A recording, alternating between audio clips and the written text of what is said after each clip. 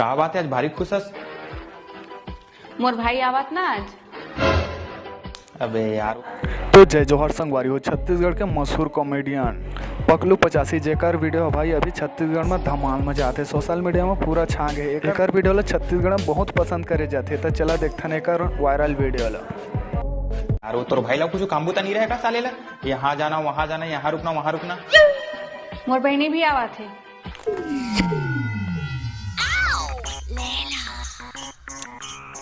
कहाँ जाता जी? मिठाई ले है पहुना मन जो आते।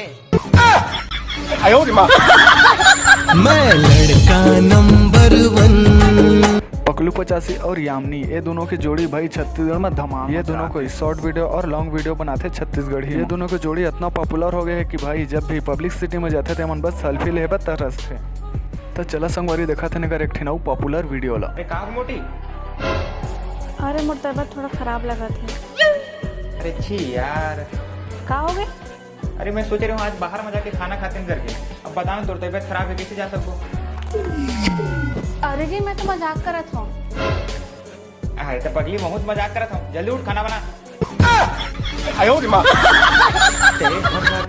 देखा झनटूरी टिन्नी। तो संगवारी ये वीडियो देख के आप मन हंसी हुई है। तो ऐसे ही नए नए इन्फॉर्मेशन वीडियो और नए कॉमेडी वीडियो जाने पर मोर चैनल सब्सक्राइब करके रखे रहा ताकि जब भी मैं नए वीडियो लेके आऊँ तो सबसे पहले आप देखे के मौका मिले।